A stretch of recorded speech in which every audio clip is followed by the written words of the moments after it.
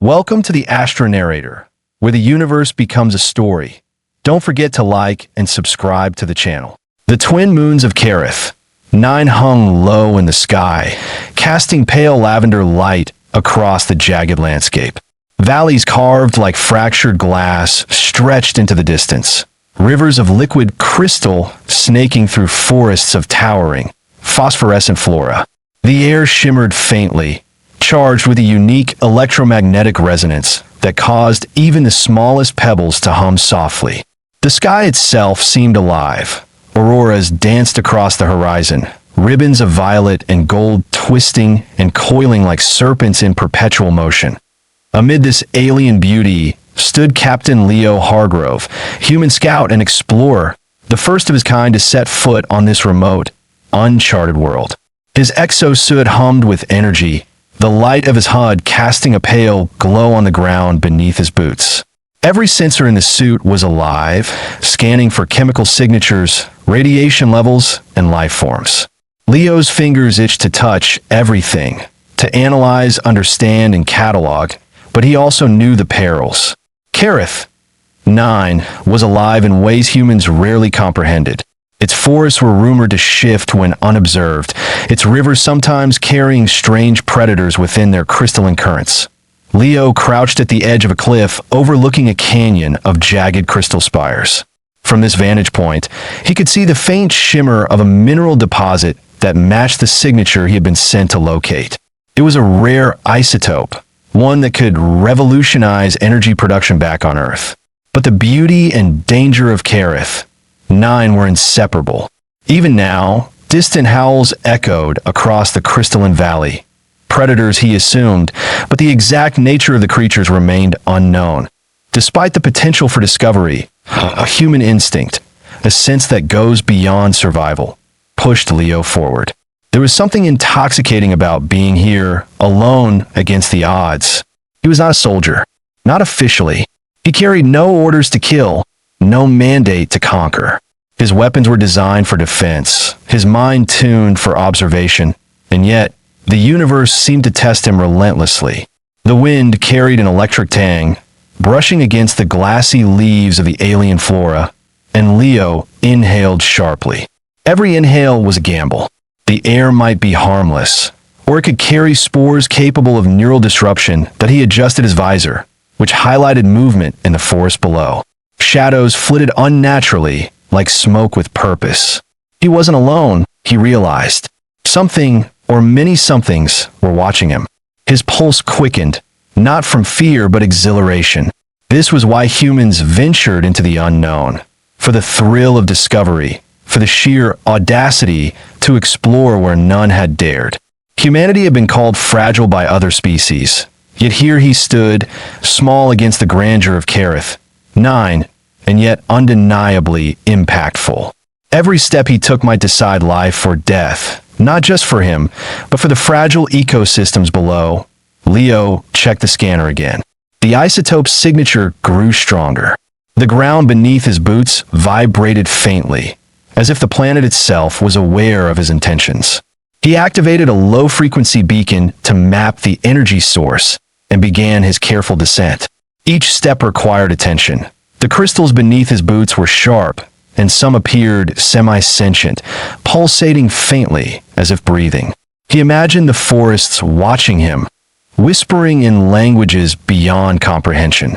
And in a sense they were.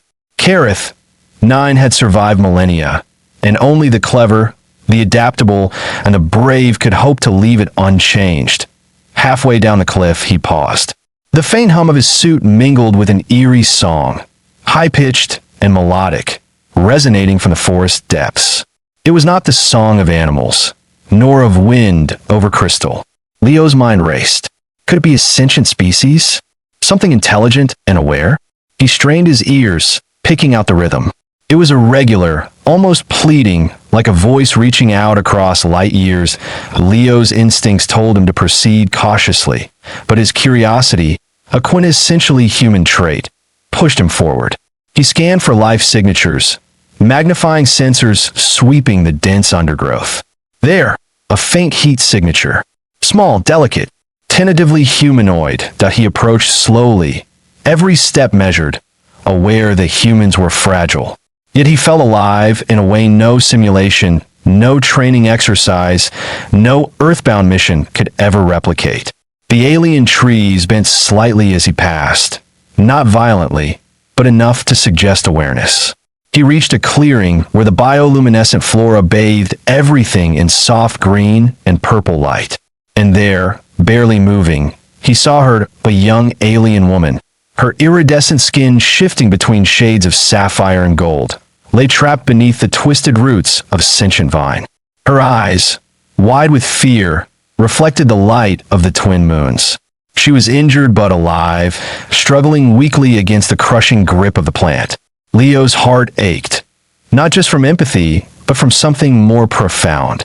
Humans had a unique capacity to see potential in life that others discarded. This girl was alive, and that mattered more than fear, more than danger, more than exhaustion. Leo knelt beside her, speaking softly in galactic common, even though he doubted she understood. "I'm here to help. Stay calm." He activated the suit's strength augmentation, gripping the root with both hands and pulling. The plant resisted, shifting like a living barrier, but Leo's determination was unyielding. Minute by minute, he worked, sweat beading on his forehead despite the suit's cooling systems. Finally, the root yielded, releasing its grip. The girl gasped, free but trembling. Leo reached out, offering a hand. She hesitated, then took it. In that single connection, trust was born. Her gratitude was silent but profound, conveyed through a look that said, "You chose to act when no one else would." Humanity, fragile as it was, could be extraordinary. It could defy odds, defy instinct, and defy despair. The wind shifted, carrying a new scent, the tang of danger, distant but real. Leo knew this planet was far from safe. Yet in that moment, standing on a cliff over a river of crystalline light, holding the hand of a stranger from a species no human had encountered before, he felt something larger than survival. He felt the essence of being human: audacity, courage, empathy, and the indomitable will to act even when the universe seemed indifferent. The twin moons glinted in the sky, auroras twisting above like ribbons of hope. Leo inhaled again, steeling himself. Whatever awaited below, whatever dangers lurked in the forests of Kareth 9, he was ready. For now, humanity's mark was not conquest or domination, but choice. The choice to save a life when leaving it to perish seemed easier. And in that choice lay something extraordinary. With the girl at his side, Leo stepped down into the forest, unaware that their lives and the fate of an entire world were about to become intertwined in ways neither could imagine. The forest of Kareth 9 seemed alive in a way that defied human comprehension. The crystalline rivers reflected fractured moonlight, casting dancing patterns across the trees that seemed to pulse in rhythm with the heartbeat of the planet itself. Leo Hargrove, crouched low with Lyra's trembling hand in his, felt the thrill of survival sharpen every sense. He could hear the faint crackle of energy running through the vines, smell the tang of bioluminescent spores, and feel the pulse of the planet through the soles of his boots. They had moved only a few dozen meters when a scream split the air, a sound so desperate it froze Leo mid-step. It was neither fully human nor alien. It carried raw terror, a sound that pierced the soul. Leo's exosuit sensors flagged irregular life signatures nearby, but the readings were fragmented, small, fleeting, hiding among the undergrowth. "Lyra, stay close," he whispered, gripping her hand tighter. Her iridescent skin flickered from blue to gold, a visual manifestation of fear. But she nodded, her eyes wide with curiosity and something else: hope. It was a hope that perhaps someone had come for her, someone who would choose to act. The scream came again, sharper this time, closer. Leo sprinted, the exosuit amplifying his strength and cushioning his leaps over jagged crystal formations. The forest seemed to resist, roots twisting and turning as if trying to impede him.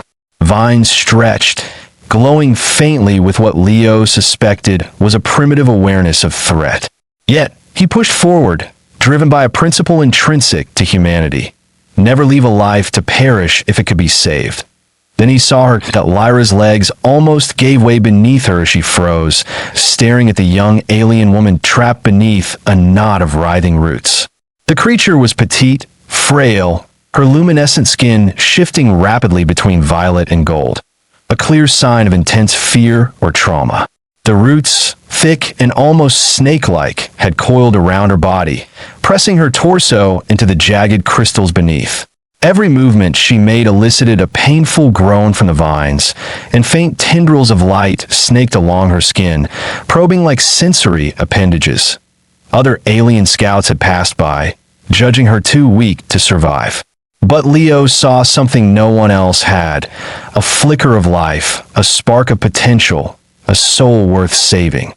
Without hesitation, he activated the exosuit's strength field, gripping the roots and yanking with every ounce of human muscle and ingenuity. The vine resisted, twisting and writhing, trying to reassert its hold, but Leo's will was stronger.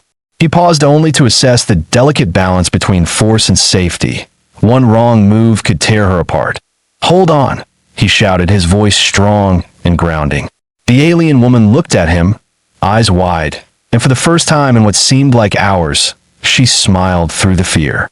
Her hands reached out, and Leo grasped them firmly. The vines hissed and recoiled, releasing their grip. Leo hoisted her up, supporting her fragile frame with his own body.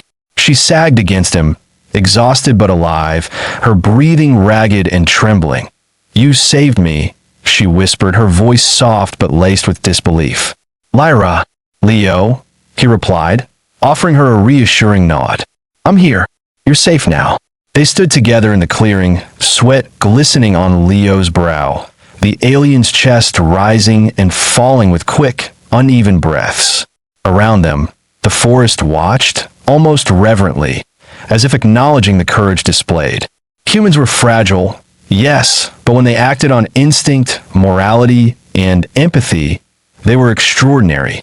Leo's choice had changed the course of this young alien's life. Then came the predators from the depths of the forest.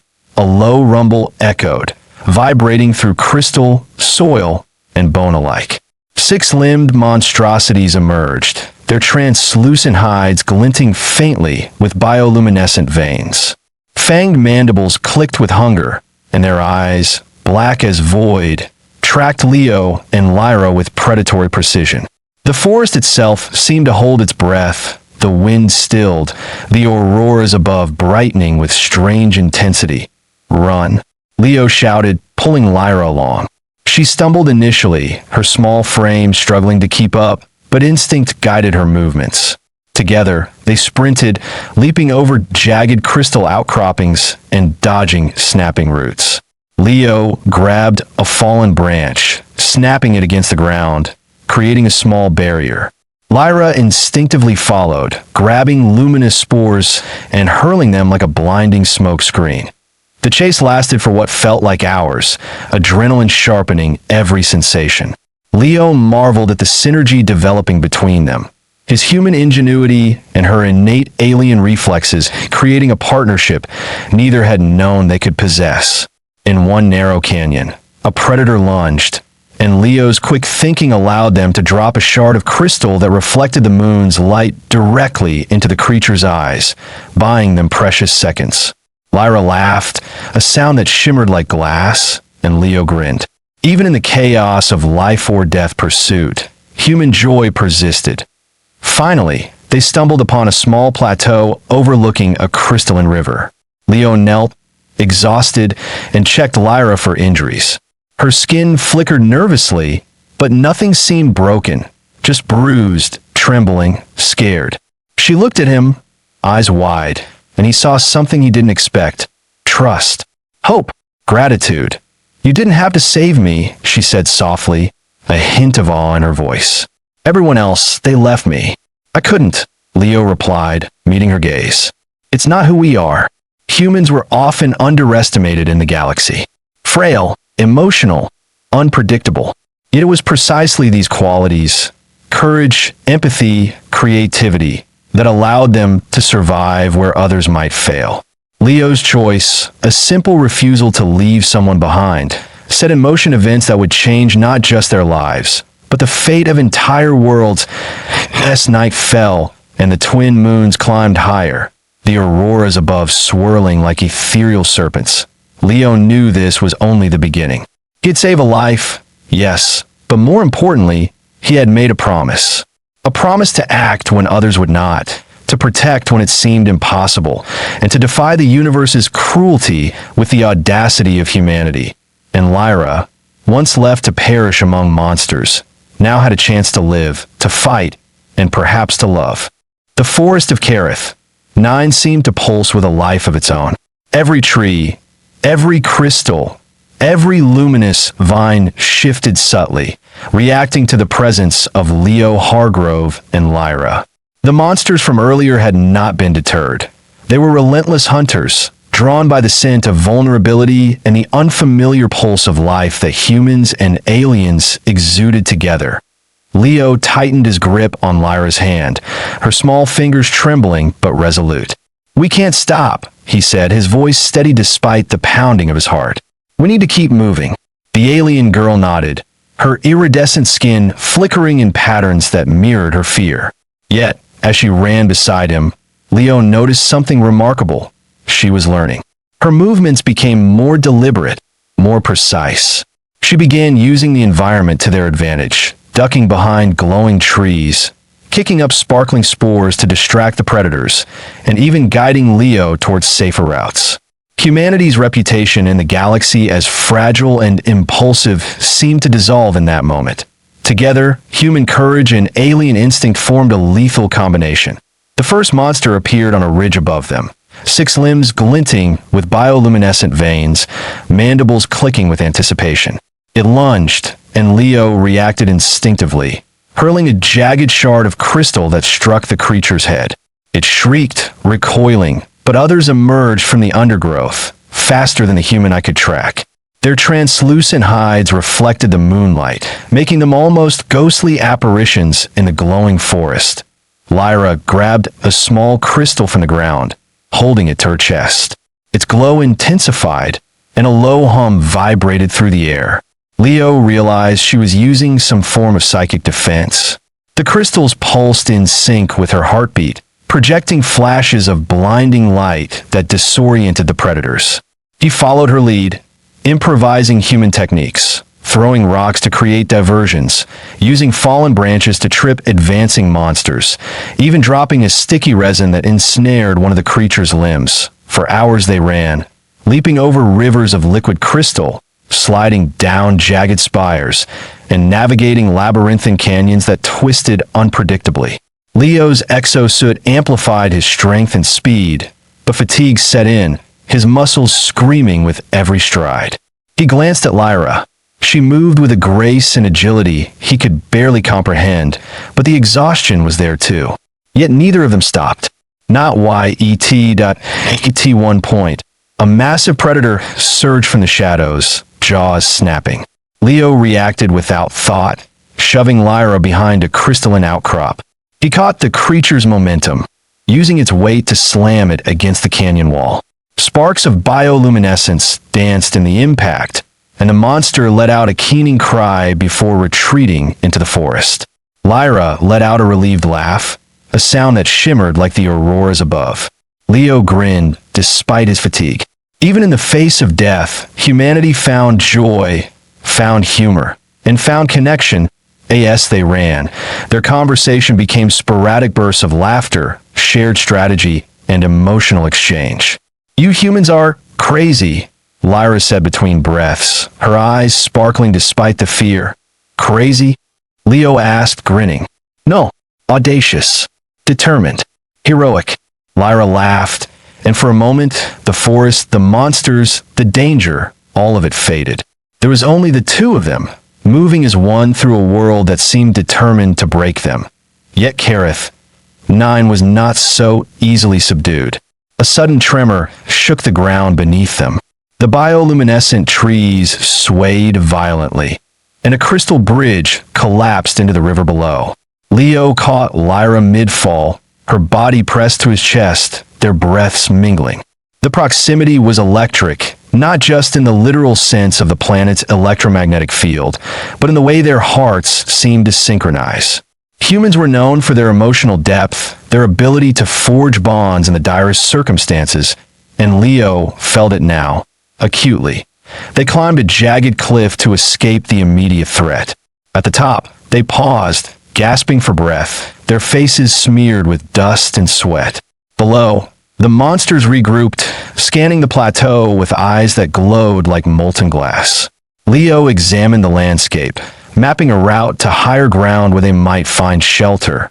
Lyra touched his arm, her skin glowing softly.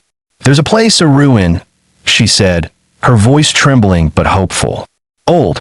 Safe maybe." "Lead the way," Leo replied, placing a reassuring hand over hers.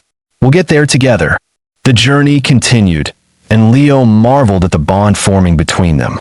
In the chaos of pursuit, in the adrenaline of survival, in the flashes of life and death, they were becoming more than allies. They were partners.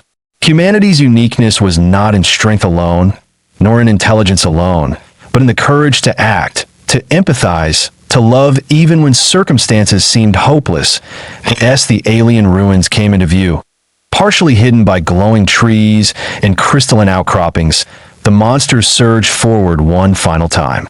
Leo grabbed a glowing shard of crystal, hurling it into the predator's midst. The shard shattered, releasing a cloud of luminescent spores that confused their senses. Lyra, in perfect synchrony, used her psychic abilities to project flashes of light and disorient them further.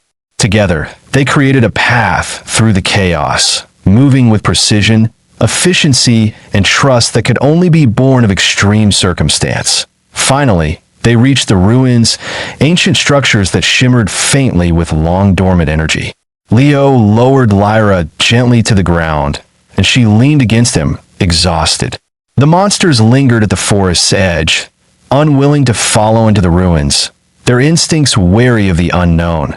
For a long moment, they simply breathed, the danger momentarily behind them. The twin moons reflected off the ruins' crystalline surfaces, bathing everything in ethereal light. Leo looked at Lyra, her eyes wide, her luminescence calming, and realized something extraordinary. He had saved a life, yes, but in the process, he had found a companion, a partner, a reflection of the humanity that was often underestimated across the galaxy. Lyra smiled faintly, brushing dust and debris from her iridescent skin. You didn't just save me," she said softly. "You understand." Leo's chest tightened. Humanity was often dismissed as weak, impulsive, fragile. Yet in this moment, in this alien world, facing monsters and impossible odds, humanity's true power was clear. Courage, empathy, ingenuity, and the unwavering choice to act when all others faltered. And as they stepped further into the ruins, a shared resolve forming between them. Leo knew this was only the beginning. The forest, the monsters, the dangers, they were all part of a larger challenge. But together, human and alien, they could overcome anything. The auroras above twisted like cosmic ribbons, and for the first time in hours, Leo allowed himself a small, genuine smile. Humanity was extraordinary, and with Lyra by his side, they were unstoppable. The ruins loomed before Leo and Lyra like a forgotten monument of an ancient civilization, half buried under creeping vines that glowed softly in the pale light of Carith IX's twin moons. Crystal shards littered the entrance, refracting the faint luminescence into prismatic rainbows that danced across the worn glyphs etched into the stone walls. The air was thick with the hum of latent energy, a resonance that seemed alive, ancient, patient, aware. Leo crouched at the threshold, scanning the interior with his exosuit sensors. Nothing hostile registered, yet the energy levels were extraordinary. "Stay close," he whispered to Lyra, whose luminous skin flickered nervously. Her fingers brushed his arm, sending an unexpected warmth through his suit's neural interface. Humans were often dismissed as fragile in the galaxy, but moments like this reminded him that fragility was sometimes strength, the ability to feel, to care, to connect. The chamber beyond was immense, lined with towering crystal columns that pulsed faintly, as if breathing. Pools of water, glowing with iridescent light, reflected the ceiling, where glyphs shimmered in silent motion. The air smelled faintly of ozone and minerals, an intoxicating mixture that made Leo's senses tingle. This place was not merely a shelter.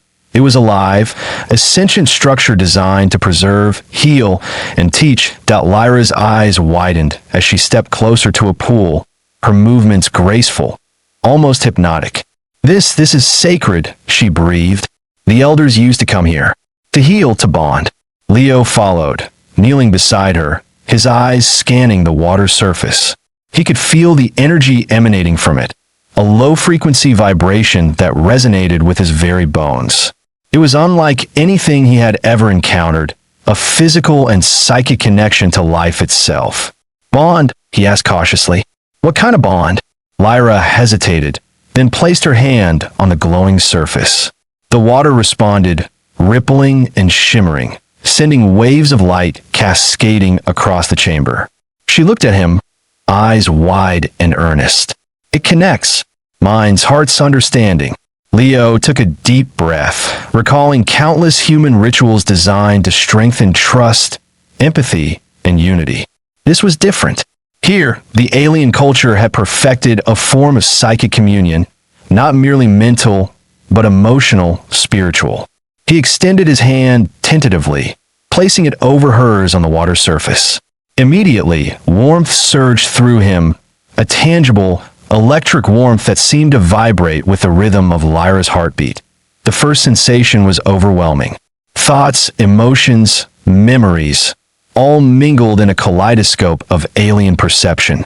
Leo felt her fear when she had been trapped under the vine, her longing for freedom, the despair of being abandoned by her own people.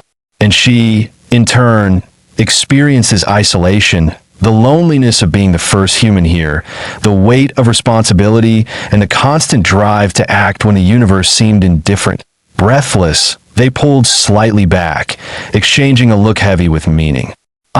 I can feel you," Leo said, voice rough with doubt. Lyra's skin flickered in response, vibrant with emotion. "And you. It is connection, deeper than words." The moment was intimate, fragile, and profoundly human. Humans were often underestimated across the stars, yet their ability to connect, to empathize, and to act courageously in the face of danger allowed them to thrive where others failed. Leo realized that this bond, psychic, emotional, spiritual, was more than survival. It was proof that humans could extend their humanity even across species. As the resonance between them grew, the ruins seemed to respond. Crystal columns hummed, pulsing brighter.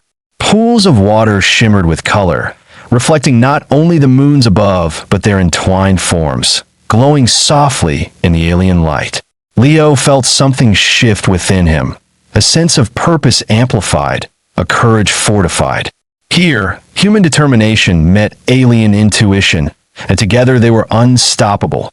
Hours passed in shared communion, time distorted by the psychic link. They exchanged stories, Lyra's memories of elders performing rituals to heal both body and spirit, Leo's memories of Earth, of human history filled with courage, creativity, and the audacity to face impossible odds. They laughed softly, teased each other in ways both human and alien, and discovered shared curiosities that bridged the vast divide of species. The ritual was not passive. Lyra guided Leo's hands and movements he did not understand, touching glyphs etched in ways that seemed illogical, yet perfectly intentional. Warmth spread from their hands to their arms, up to their hearts, and through the psychic bond. Leo felt the pulse of the planet itself, its heartbeat harmonizing with theirs. Each pulse deepened their connection, the physical and emotional merging into a symphony of trust and courage. A sudden flash of light erupted from one of the pools, startling them both. The chamber shook as though the ruins themselves approved of the bond they had formed. Leo steadied Lyra with an arm around her, their foreheads touching briefly in a moment of shared exhilaration. "Humans are more than you think," he whispered. We choose, we act, we care, even when it's hard. Lyra's iridescent skin flickered warmly. And yet, you are fragile, she said softly, fragile but extraordinary. You saved me. You chose to act. Leo smiled, his chest tight with emotion. And you, help me see how much we can do together. The chamber quieted, settling into a serene hum. The monsters, the forest, the dangers outside, they felt distant, almost irrelevant. For a few precious hours, Leo and Lyra existed in a bubble of understanding, a connection that transcended species, culture, and danger. Humanity had proven its worth not through brute force, but through courage, empathy, and the refusal to leave anyone behind. Eventually, they pulled back slightly, the bond lingering but controlled. They had learned more than survival. They had learned trust, intimacy, and a shared sense of purpose that could guide them through the trials ahead. The hidden sanctuary, the ritual, the psychic communion, it was more than a refuge. It was a crucible, forging a partnership capable of confronting the galaxy's cruelty and corruption. Leo glanced at Lyra, whose eyes glimmered with newfound strength. "Ready?" he asked, a playful smirk tugging at his lips despite the gravity of their situation. Lyra laughed softly, a melodic sound that seemed to resonate with the very walls of the sanctuary. "Ready. But you humans are stubborn, and you aliens are unpredictable," he shot back, grinning. "Together, we're unstoppable." As they stepped out of the sanctuary, the auroras above twisting like serpentine guardians, Leo felt the weight of the galaxy's dangers press down, but also the promise of triumph, of hope, and of connection. Humanity had chosen courage. Humanity had chosen compassion. And together with Lyra, they would face whatever came next, not as two individuals, but as one unstoppable force. The auroras above Kareth.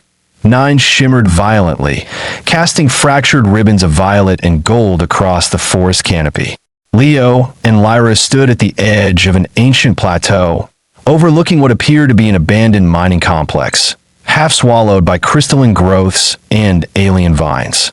Yet the scanners in Leo's exosuit indicated active energy signatures.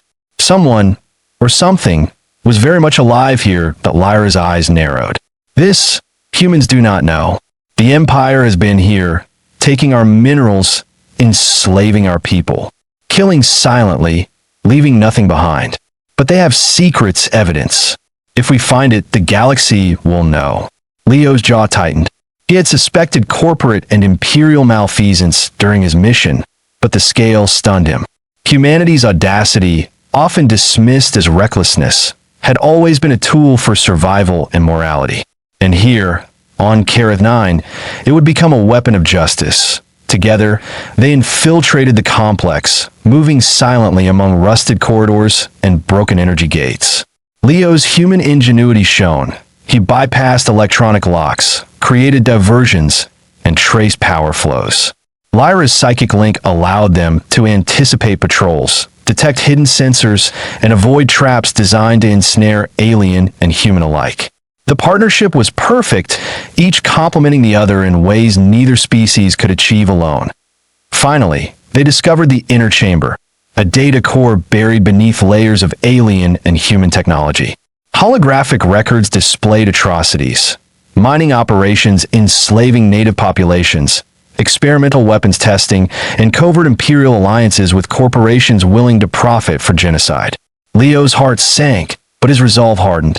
Humans may have been fragile in body, but in courage, empathy, and audacity, they were unparalleled. He turned to Lyra, eyes steely. "We expose this. We bring it to the galaxy. No one left behind." Lyra nodded, her luminescent skin pulsing with determination. Together, no sooner had they downloaded the evidence than alarms blared. Imperial forces arrived, warships cutting through the sky, and a towering admiral descended to the forest floor, his obsidian armor reflecting the moon's light. He moved with lethal precision, wielding advanced energy blades that hummed with deadly resonance. Leo's mind raced. They had no army, only their combined skill and courage. He grabbed a shard of crystal from the ruins, using it to reflect the auroral light into the Admiral's sensors, temporarily blinding him. Lyra projected psychic bursts, disrupting the targeting systems of the patrols. The battle was chaotic, cinematic, a symphony of light, energy, and sheer human audacity. Despite the overwhelming odds, Leo's courage and Lyra's abilities synchronized perfectly. He anticipated every move the Admiral made, exploiting predictable patterns while Lyra guided him through the terrain with uncanny precision. With a final combination of ingenuity and psychic insight, they incapacitated the Admiral, sending him fleeing with his forces in disarray. The forest itself seemed to pulse in approval, the auroras dancing wildly above. After the fight, Leo and Lyra stood on the plateau, catching their breath. Around them, the forests of Kerith, 9 whispered in the wind, the auroras painting the skies with vibrant hope. Humanity had faced danger, moral darkness, and alien complexity, and emerged victorious through courage, intelligence, and compassion. Lyra turned to Leo, eyes glimmering.